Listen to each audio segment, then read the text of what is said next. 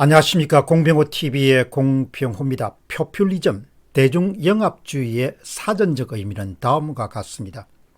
기성질서 안에서 신분 상승을 꾀하는 정치 지도자가 인민의 주권 회복과 이를 위한 체제개혁을 약속하면서 감성 자극적인 선동 전술을 바탕으로 전개하는 정치활동이다.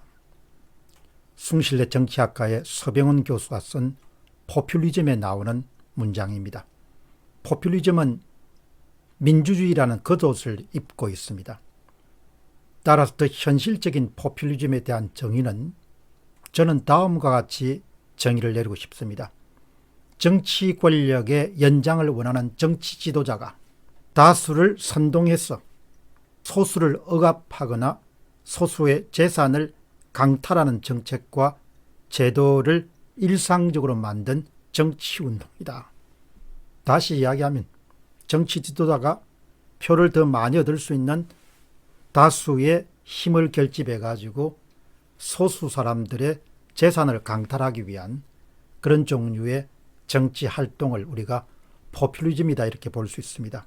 정치 지도자의 장기 집권에 대한 욕망하고 그 다음에 다수 국민들의 무임승자, 일하지 않고서도 세금으로 돈을 받을 수 있는 그런 열망이 조합되면서 결합되면서 포퓰리즘이 마치 가을 덜녘의 불처럼 번져나가게 되죠.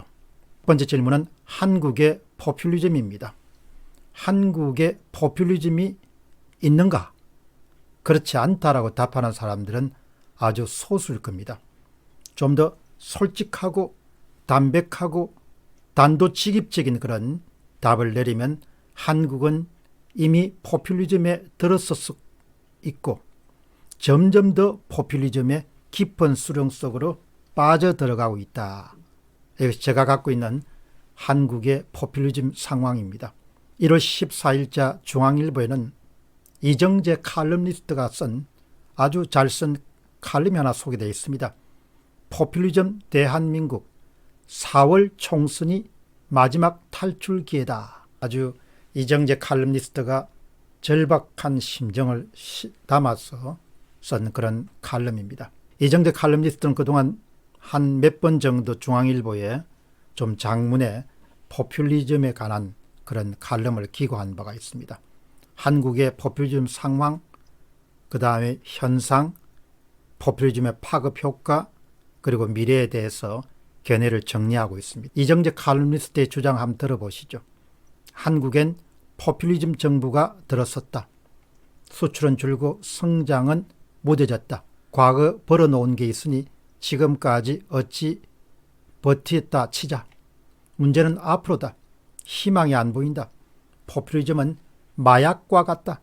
정치적으로 편가르기, 경제적으로는 묻지마 현금 복지를 수단으로 사용하고 있다. 한번 맛들이면 벗어날 수가 없다. 나라가 거들이 나더라도 검단의 유혹을 끊지 못한다.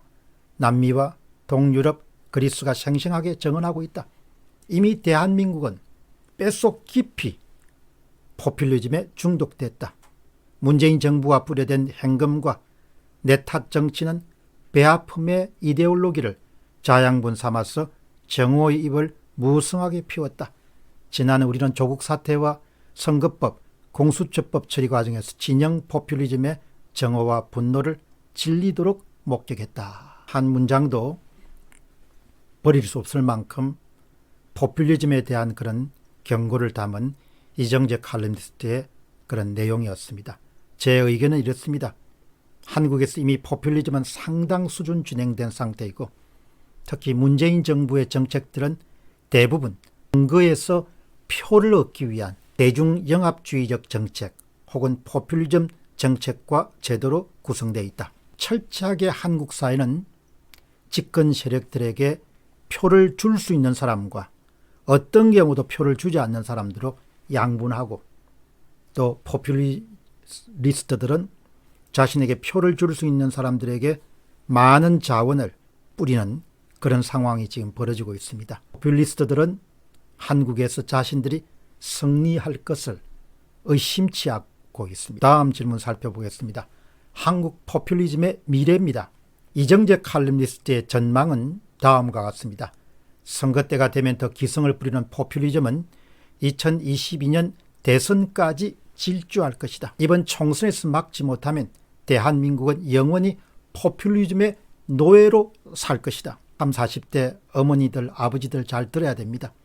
나라는 내 국민과 내 국민, 경제는 내 돈과 내 돈으로 갈릴 것이다.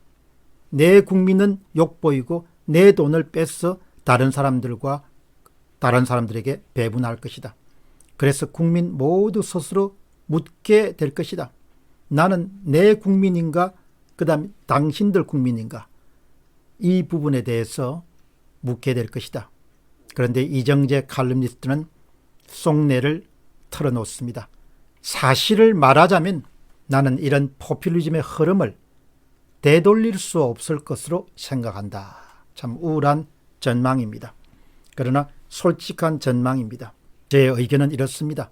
한국은 유럽연합이라는 든든한 배경이 없습니다. 베네수엘라처럼 석유가 없습니다.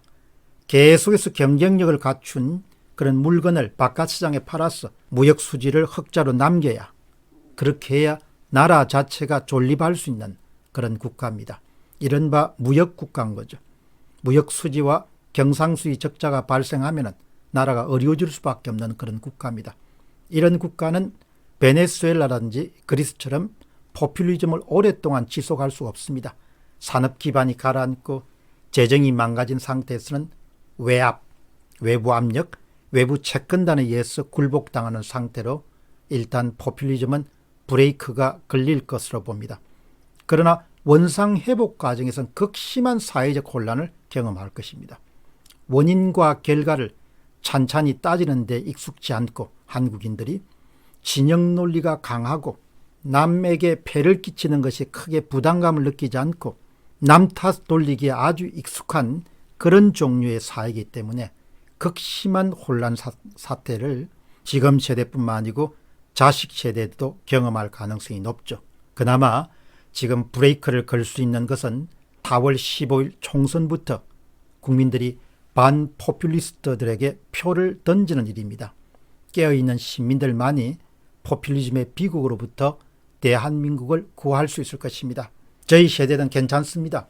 웬만큼 살았기 때문에. 광화문 집회에 참석하는 나이 든 세대들은 별로 관계가 없습니다. 오래 살 그런 여력이 없기 때문입니다. 그러나 지금 이 방송을 들으신 분들 가운데 젊은 어머니나 아버지들, 30, 40대 아버지나 어머니들은 굉장히 깊게 좀 생각해야 될 겁니다. 자식들이 자기들이 아주 애써 키우는 자식들의 앞날이 포퓰리즘이 지배하게 되면 기본적으로 그 자식 세대들의 미래라는 것은 없는 겁니다. 나라는 정체될 것이고 저성장이 뿌리 깊게 자리 잡을 것이고 학교 교육을 받더라도 직장을 잡을 수 없을 것이고 교육계도 관료주의가 극성을 뿌리면서 제대로 된 교육을 받기가 어려운 상태로 나올 수밖에 없겠죠. 그렇기 때문에 정말 이 방송을 30, 40대 젊은 아버지나 어머니들이 보시면은 정말 좌파들이 추구하는 포퓰리즘이란 것이 거의 그 아이들 세대의 삶을 망가뜨린다는 사실을 잊지 않으셔야 될 것입니다. 공병호 TV의 공병호였습니다. 감사합니다.